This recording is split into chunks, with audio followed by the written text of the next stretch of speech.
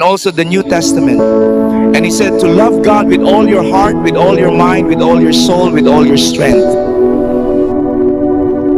I come before you today with a message of hope and resilience. Good morning, everyone, and welcome to our service. Today, we'll be reflecting on the importance of community and faith in our daily lives. And let's all give thanks for the blessings we have received this past year and pray for continued guidance and strength in the year to come.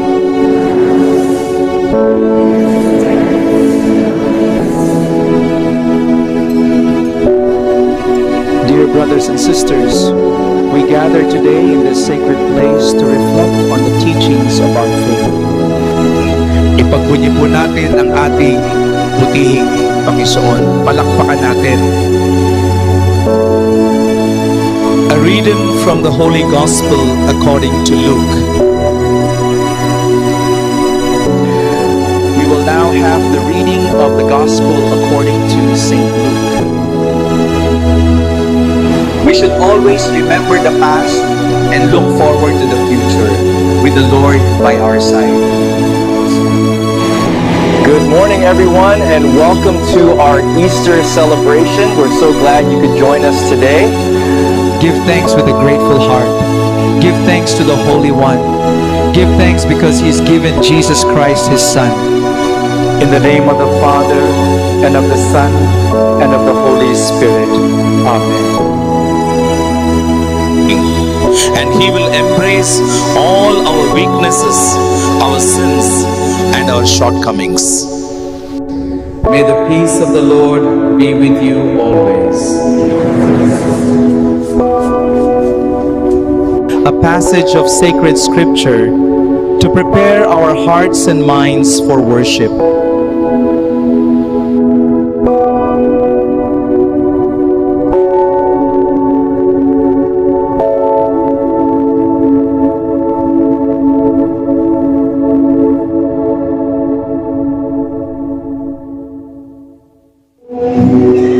Praise and magnify your holy name, Jesus.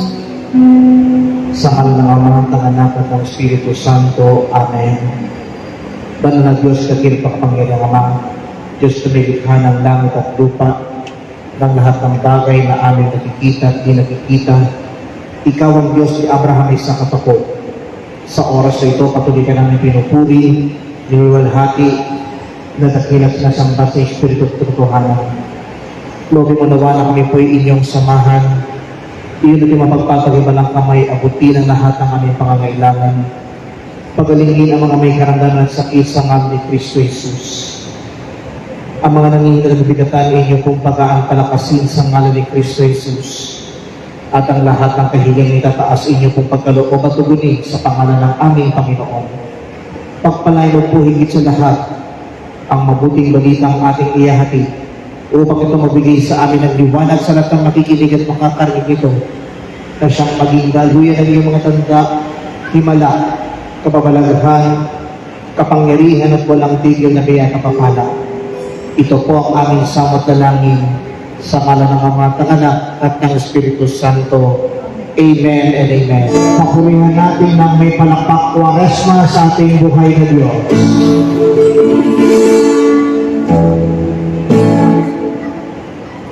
Brothers and sisters, ating tungtunghayan ang mabuting balita na ating pagsasalusaluhan, ating panghahanguin sa Ebanghelyo ayon kay San Mateo, ika-4 na kabanata simula unang talata hanggang 11. Matthew chapter 4 verses 1 to 11.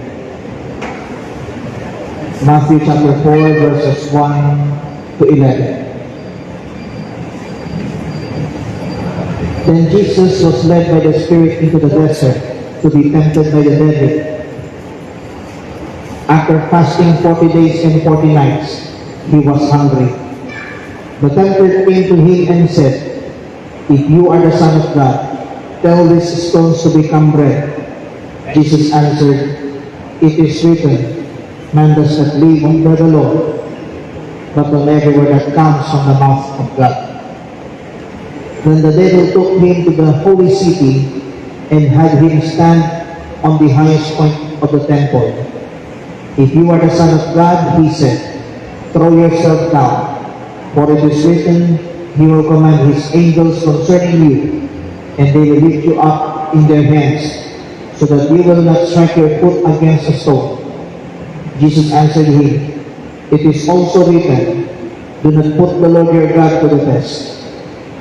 Again the devil took him into a very high mountain, and showed him all the kingdoms of the world and their splendor. All this I will give you, he said, if you will bow down and worship me. Jesus said to him, away from me, Satan, for it is written, worship the Lord your God and serve him only. Then the devil left him, and angels came and attended him. Palakpak waras na ang bigay natin sa ating buhay na Diyos. Pagkatapos, si Jesus ay dinala ng Espiritu sa ilang upang tuksuhin ang Diablo. Doon 40 araw at 40 gabing nag-aayuno si Jesus at siya'y nagutom. Dumating ang manunukso at sinabi sa kanya, kung ikaw ang anak ng Diyos, gawin mong tinapay ang mga batong ito. Ngunit sumagot si Jesus, nasusulat, hindi lamang sa tinapay nabubuhay ang tao, kundi sa bawat salitang namumutawi sa bibig ng Diyos. Pagkatapos nito ay dinala siya ng Diablo sa paluktok ng templo sa patagalungsod. Kung ikaw ang anak ng Diyos, sabi sa kanya, magpakihulog ka, sapagkat nasusulat, ipagbibili niya sa kanyang mga anghel na ingatan ka at aalalayan ka nila upang hindi ka matisod sa bato. Sumagot si Jesus, nasusulat din naman, huwag mong subukin ang Panginoon mong Diyos. Pagkatapos, dinala siya ng Diablo sa isang napakataas na bundok. Mula rooy ipinatanaw sa kanya ang lahat ng kaharian ng sanlibutan at ang kayamanan ng mga ito.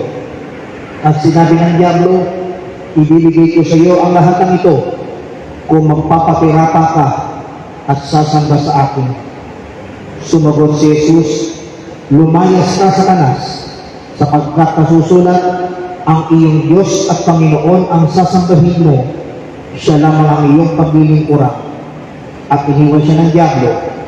Dumating ang mga anghel at naglingkod sa kanya. Brothers and sisters, ito po mabuting balita para sa ating lahat, buhat sa Panginoon. Huwag limutin.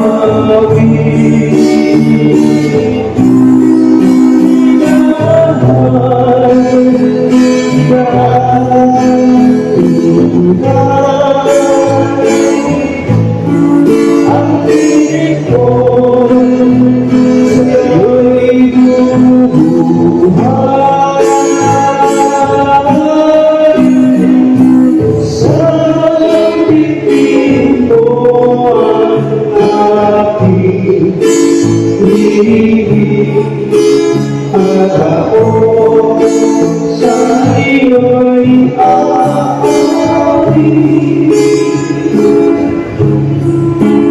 At ako sa iyo'y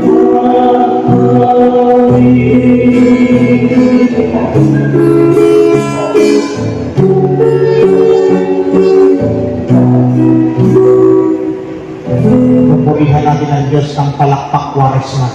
Amen. Papuri. Para na po kayo maupo sa napakagandang presensya ng buhay ng Diyos. Isang pinagpalang gabi po sa inyong lahat mga kapatid dito sa Santa Rosa de Lima Chapter, Bagong Ilog, Pasig. At isang pinagpalang gabi, umaga, tanghali, hapon sa inyo na nakatunghay sa content program na God's Healing Message from God. Saan man dapat kayo nandoroon, ano man ang inyong pinagkakabalahan sa mga oras nito, lalo na sa panahon nito, may magandang bagay ang darating at naghihintay sa inyo. Amen. Palakpak Kwaresma sa ating buhay na Diyos. Ayan. Before I go to this message, dahil po tayo po'y nasa 3 linggo, paalala lang yung ating second collection para sa 3 scholar na kasalukuyan nag-aaral ng second year college doon sa College of Divine Wisdom, at ang inyong malilikom ay mapuput. Kaya ang inyong malilikom dito ay iaabot po ninyo sa overall treasurer dito sa tapat pa para may bilang na po ang ating tulong sa 3 nating kapatid na scholar sa College of Divine Wisdom. Tingnan po ba? At tayo po ay nandito sa pagpasok ng panahon ng Kwaresma, at sa mga susunod na araw ay tatahak tayo sa mga mahal na araw o tinatawag na Semana Santa sa darating na Marso 29 hanggang Abril 5. Ito magiging ulo ng makalangan na balita ngayong darating na unang linggo ng Kwaresma. At akin kong tatawagin, Victory Against Temptation. Tagumpay laban sa tukso. Bago sinimulan ni Jesus ang kanyang public ministry, hinarap muna niya ang tukso doon sa ilang. Para subukan kung gaano katibay ang ating Panginoon at kung gaano siya kalapit sa Diyos Amang nasa langit.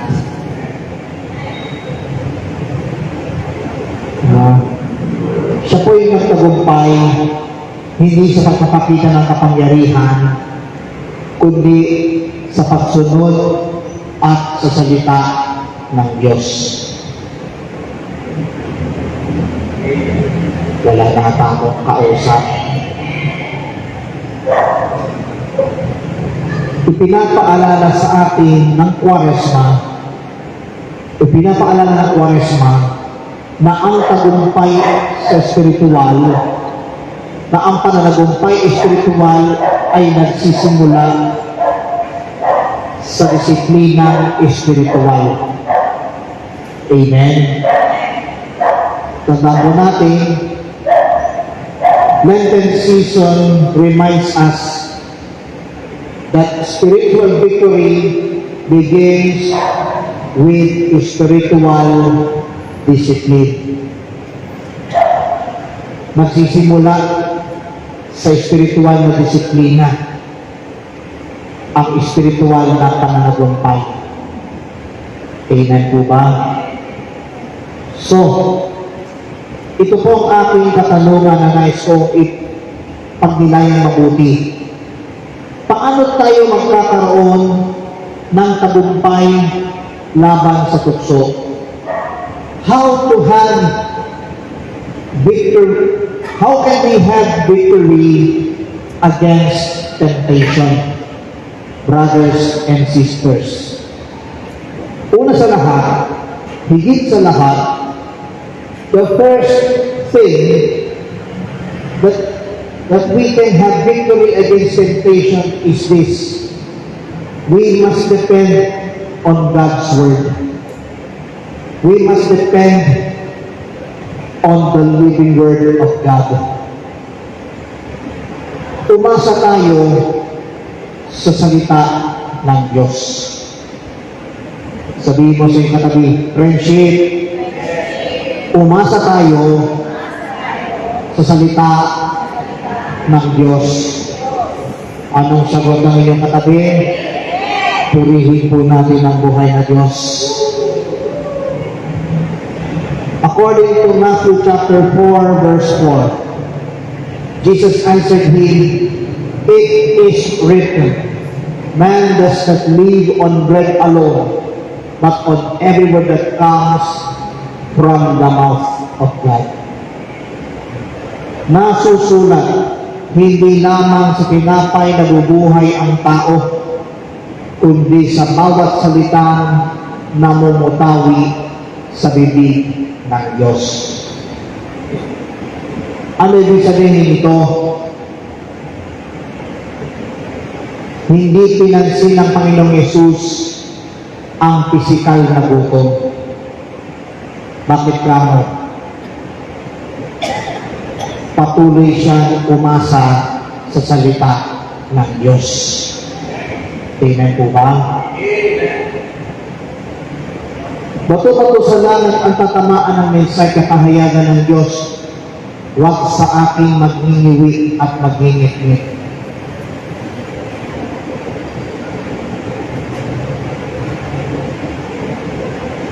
Kapag pumapasok ang season of Lent, malamang iba-iba ang reaction natin.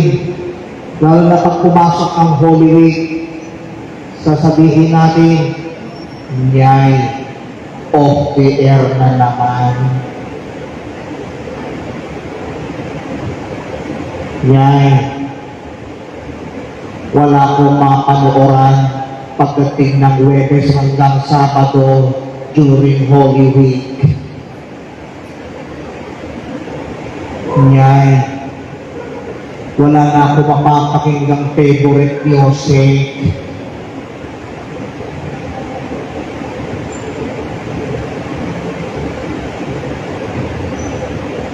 Kanya-kanya paraan ng yung mga tao dito sa mundo.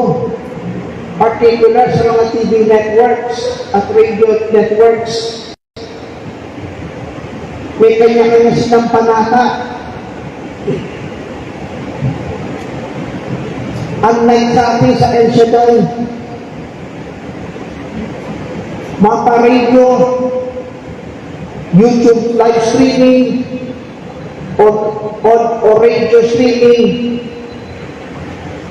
hindi mawawala ang kabutihan loob ni Kristo. Ang mga TV networks, pag Holy Week, ano particular pinapalabas? Movie marathon. Ano pa? Catholic documentaries. Ano pa? Mga liturgical services during Paschal Triduum. Particularly, pag Good Friday, 7 last words. Siyempre, panata natin yan eh. 7 last words. Ang iba, hindi makapunta sa plaza. Bakit? Meron din sinakol na ginagawang live digitalized movie. Amen? Pagaya dun sa Tondo. Yung kanilang sinakulo na dating live stage lang, naging malapelikula ang dating. Ba't ko nabanggit yun? Nasa modern technology na tayo. Amen. Mas ano po natin gawin, hindi mawawala ang mensahe kapahayagan ng Diyos. Mapa tri-media, mapa mainstream media, o social media, hindi mawawala ang salita ng Diyos. Palakpak waras na sa ating buhay na Diyos. At ano pa ang sabi ng aklat ng mga awit? Psalm 119 verse 11. Iningatan ko ang iyong salita sa aking puso upang hindi ako magkasala laban sa iyo. Sa Ingles, I have hidden your word in my heart that I might sin, that I might not sin against you. Amen po ba? Sabi niya ni Brother Mike, do you understand I speak English?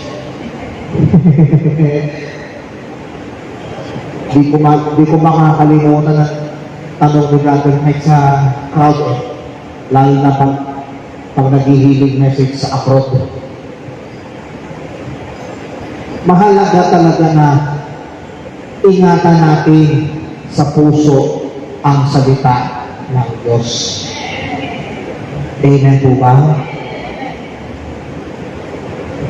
Particularly during Lenten season, mahalaga sa atin na pagnilayan ang 14 na estasyon ng krus. Itinatawag na Via Crucis. We carry the saving cross through the roads of the world. Amen? Kapag inaalaala natin ang ginawang sakripisyo ni Jesus, lahat ng burden sa ating buhay, inako niya. Parang yung inawit ng Portuguese worship song na di ko talaga makakalimutan ng tonong yun eh. Ang sabi, Jesus por amor se entregó en aquella cruz, cargó grande peso en mi lugar y llevó sobre sí a mi amor. Pag inawit mo sa English, Jesus, in your love, you died on the cross for me. The burdens in my life, you took away. Na na na na na na na na. Amen.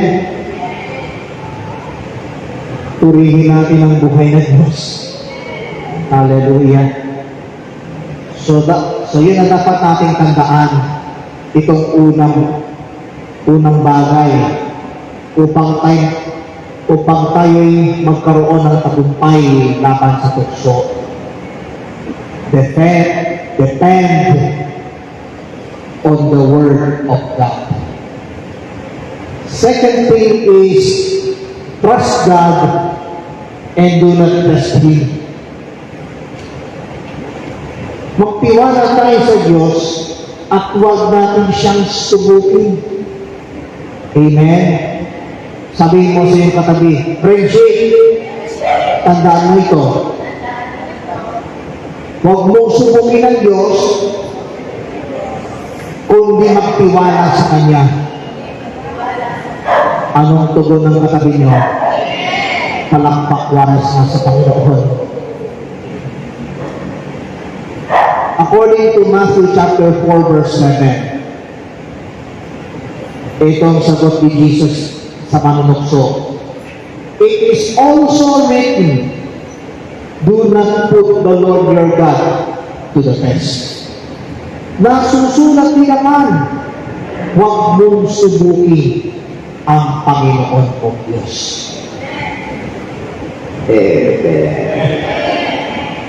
Ayan. Huwag natin daw subukin ang ating Diyos. Hindi po ito sabi ni Brother Ryan. Sabi ng Panginoong Jesus, ayon sa nasusulat.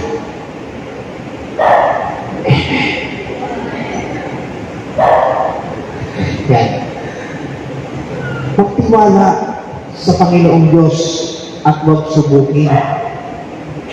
At napakaliwanag ang sinabi ng Proverbs chapter 3 verse 5 and 6. Sabi nga, trust in the Lord with all your heart and lean not on your own understanding. In all your ways acknowledge Him, and He will make your path straight. Kaya Yahweh ka magtiwala, buong puso at lubusan, at huwag kang mananalang sa sariling karunungan. Siya'y sangguniin mo sa lahat ng iyong balak, at Kanya kang itutumpa sa lahat ng lakad. Palakpak Kwaresma sa ating dakilang Diyos.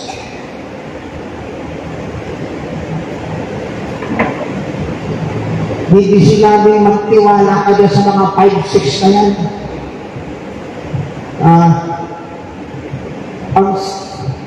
Kundi ang sabi, kay Yahweh ka magtiwala. Sabihin mo sa iyong katabi, friendship, kay Yahweh ka magtiwala. Buong puso't lubusan. Sa katabi niyo, magsakit kayo talaga. Sabihin niyo sa iyong katabi, friendship, kay Yahweh ka magtiwala. Buong puso't lubusan. At huwag kang mananangan sa sarili karunungan. Anong tugon ng katabi mo? Palakpak Kwaresma sa buhay ng Diyos. Amen? Pinakapopular sa akin yung isang worship song na ang sabi, ako'y magtitiwala sa'yo.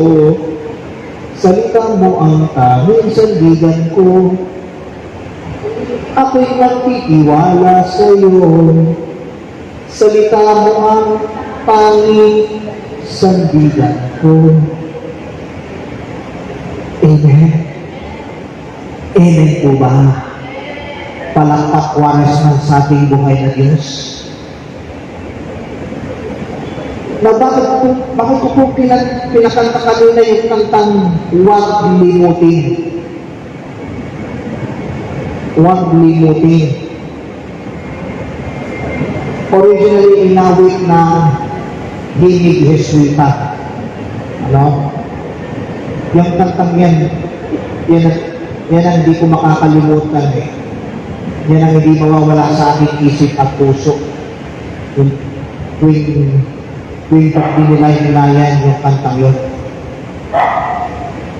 Anong mensahe ng awitin yun?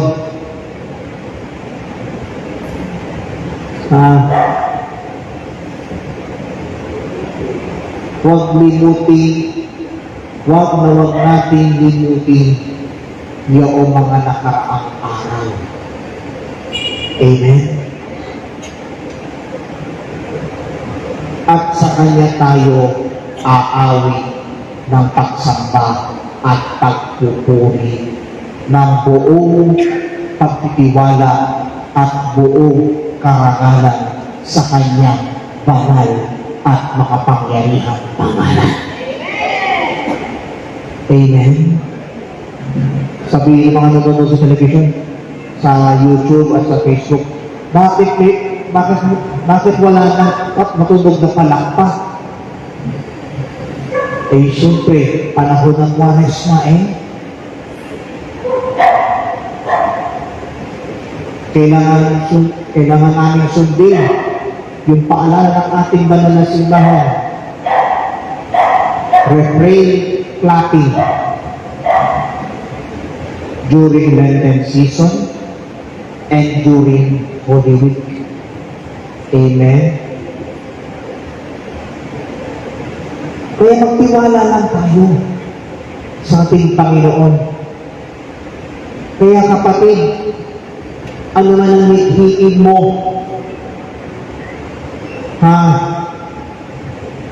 remember,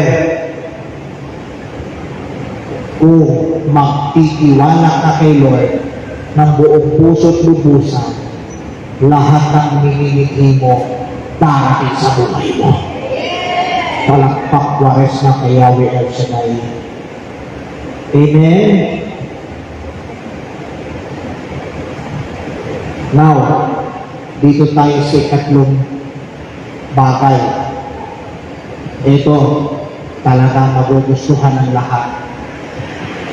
The third thing that we can have victory over temptation, and very important to all believers of Yahweh El Shaddai, is this: we must worship and serve God alone.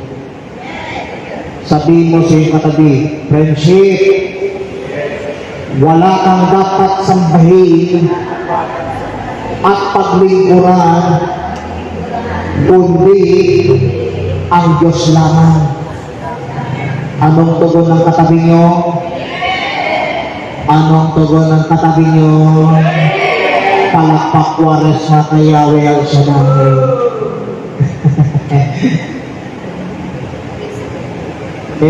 Ito nagsamdag po na halaw sa ating tinunghayang mabuting balita. Sabi sa ating Ebanghelyo, dinala ng diablo sa isang napakataas na bundok, at mula doon ay ipinakita kay Jesus ang lahat ng kapangyarihan at mga kayamanan nito.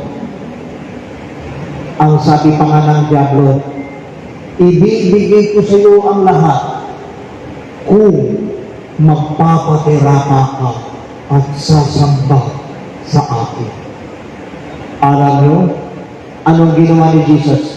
Nagpauto ba siya sa manunukso? Hindi. Hindi siya nagpauto. Sa halip, itong sabi niya, lumayas ka, Satanas, sapagkat nasusulat, ang iyong Diyos at Panginoon ang sasambahin mo. Siya lamang ang iyong paglilingkuran. Amen.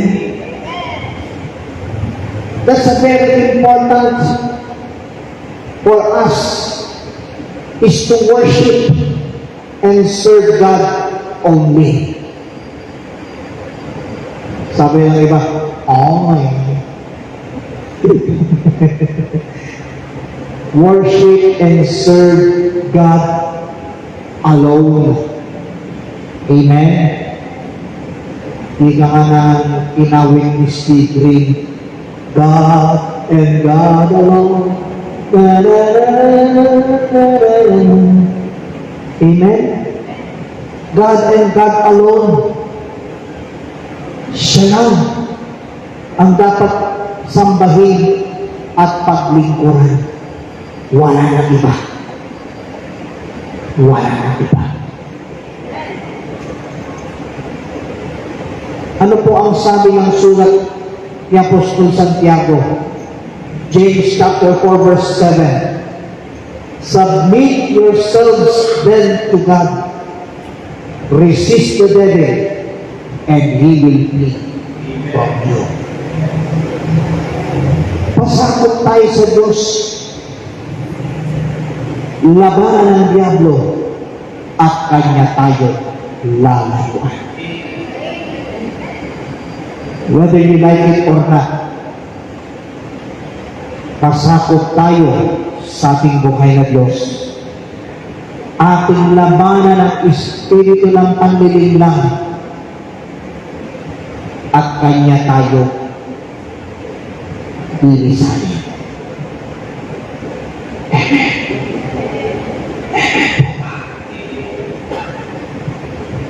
So kapatid, friendship, ka-prayer partner, katuwang.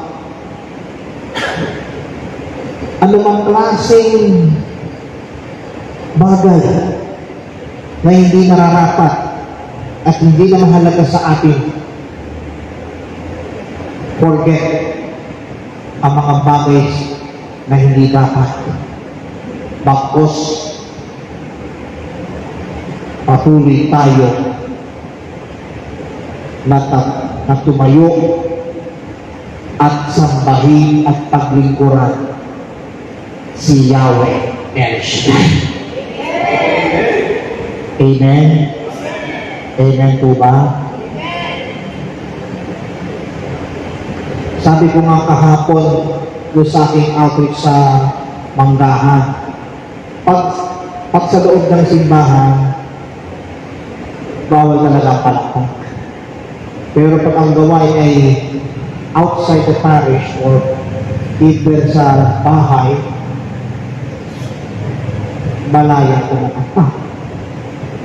Amen? Ewan ko lang sa mga chapters dito sa area 3 kung gano'n din ang ginagawa pag season of Lent, palakpak Kwaresma. Kaya paalala po, lalo na sa iba pang mga chapters dito sa area 3, Icardiate of Immaculate Conception,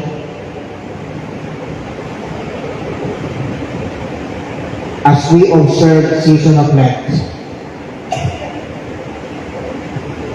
let us do the palakpak Kwaresma. Amen? Amen po ba? Papurihan natin ang buhay ng Diyos. So tandaan po natin itong tatlong bagay upang tayo patuloy na magtagumpayan. Una, depend on the Word of God. Second, trust God and do not test Him. And the third one, worship and serve God alone. Wala na akong kausap. At bilang pangwakas, tayo na kayo. Kasi malapit na mag-ikawalo. Ikawalo. Victory over temptation is possible through God's Word, trust, and through worship. When we resist the enemy in obedience to God, victory follows.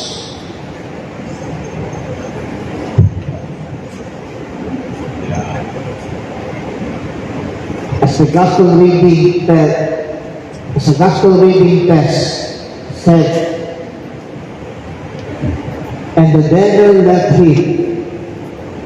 The angel came and attended him. Amen? At iniwan siya ng diablo.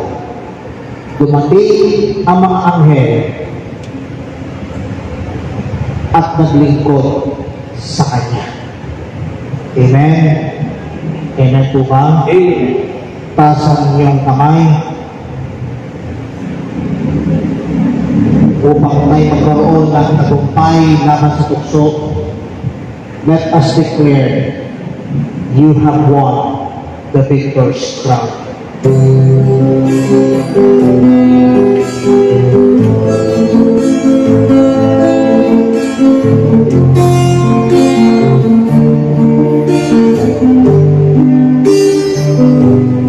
You have won the victor's crown.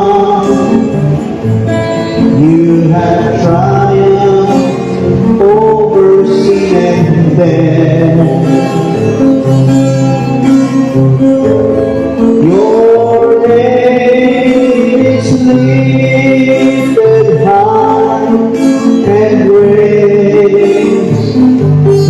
all the earth.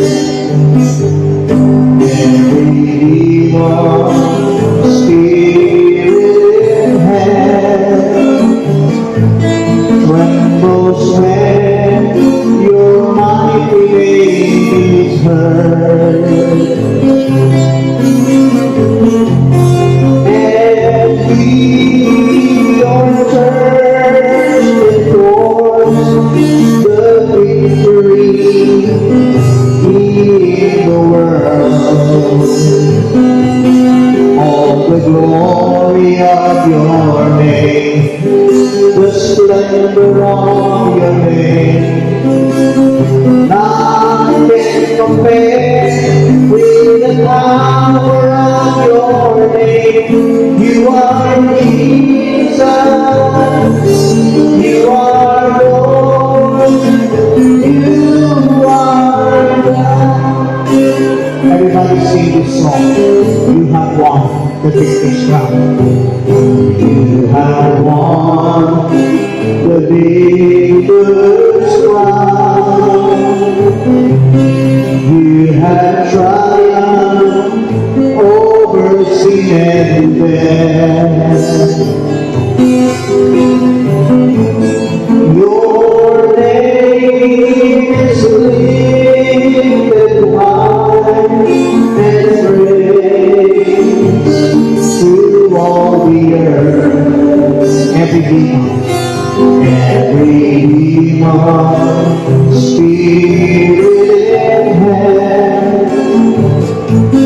trembles when your mighty name is heard. And we, your church, enforce the victory in the world. All the glory of your name, the splendor of your name, none can compare with the power of your name. You are Jesus, you are Lord, you are God. All the glory of your name, the splendor of your name, none can compare with the power of your name. You are Jesus, you are Lord, you are God of glory. All the glory of your name, the splendor of your name, none can compare with the power of your name. You are Jesus, you are Lord, you are God, you are Jesus.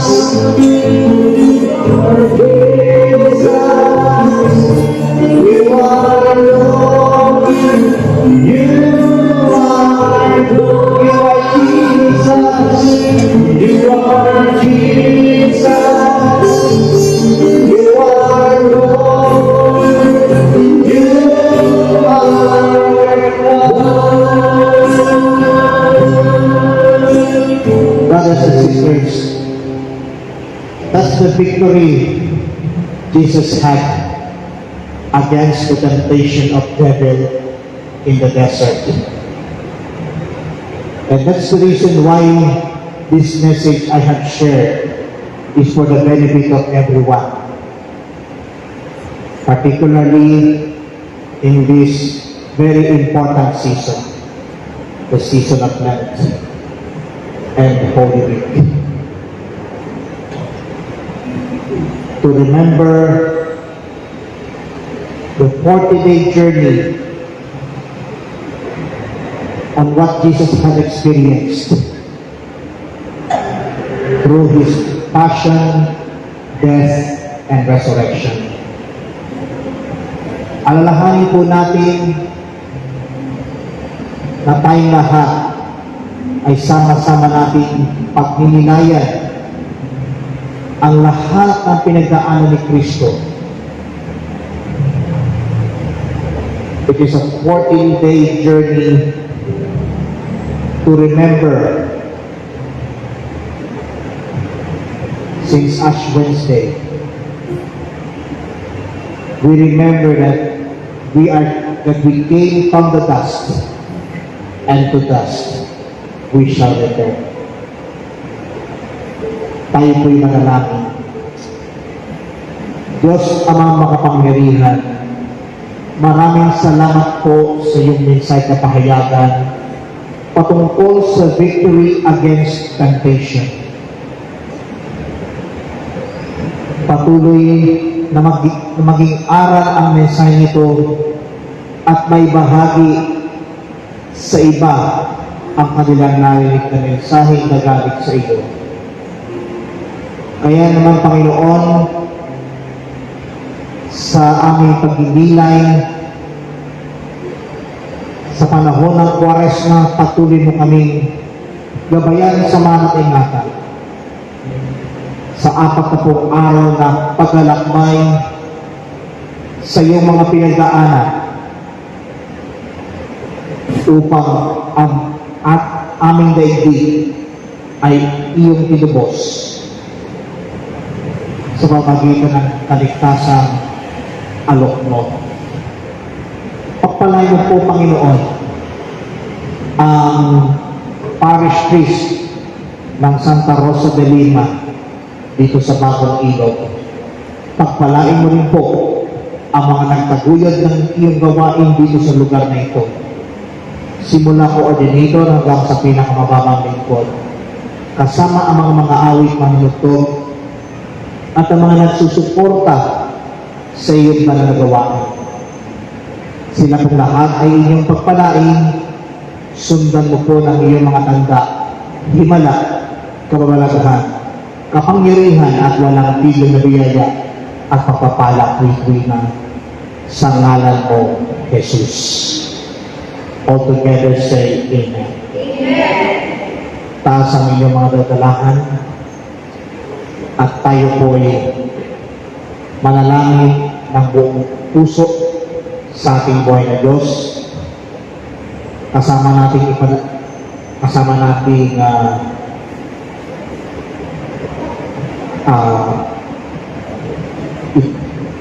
sa itaas ang mga kahilingan at handog upang mapaspasan ng ating dakilang Yahweh El Shaddai. Sa ngalan ng Ama at ng Anak at ng Espiritu Santo. Amen. Diyos Ama makapangyarihan, narito po't paspasan ang mga hawak ng aming mga kapatid, ang kanilang mga handbags, wallets, Biblia, tubig langis sa simpanyo, at iba pang mga bagay na kanilang itinataas. Gamitin mo bilang mga sangkap upang ang sino makahipoy sundan ng iyong mga tanda, himala, kapagalaghan, kapangyarihan at walang tigil na biyaya papat. Maging ang mga prayer requests na nakasulat sa kanilang moting papel ang kanilang mga kahilingan, amin pong inaangkin na lahat ay answered prayer. Basbasan ang kanilang mga alay handog, ibalik sa kanila ng kasuntakan, siksik ligli at umaapaw. At sa aming pansamantalang pag-iwaniwalay, amin pong taglay ang ibayong lakas at ibayong sigla na galing sa iyong pangalan. Maraming salamat po, Panginoon. Ito po ang aming samot na langin, kaysa ng panambitang panalangin ng aming inang Birhen si Maria at ng lahat ng mga anghel at mga banal sa langit. Sa pangalan ng iyong bugtong anak, ang aming Panginoon at tagapagligtas, Panginoong Kristo, na nabubuhay tagaharing kasama mo at ng Espiritu Santo, Diyos magpasawalang hanggan. Everybody say Amen. Everybody say Amen. Sa ngalan ng Ama at ng Anak at ng Espiritu Santo. Amen and Amen. And by the way, nakalimutan akong banggitin, sabi ko pala, kung kailan ako nakapaktok na ako dito, dito pa ako pinalik ng Lord. Para ano? Para ihatid ang mensahe para sa unang linggo na Kwaresma. God bless everybody and patuloy tayong magpasalamat. Amen.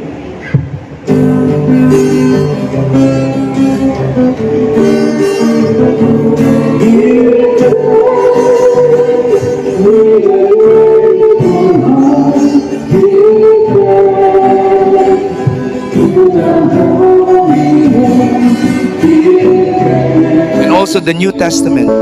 And he said to love God with all your heart, with all your mind, with all your soul, with all your strength. I come before you today with a message of hope and resilience. Good morning, everyone, and welcome to our service. Today, we'll be reflecting on the importance of community and faith in our daily lives. And let's all give thanks for the blessings we have received this past year and pray for continued guidance and strength in the year to come.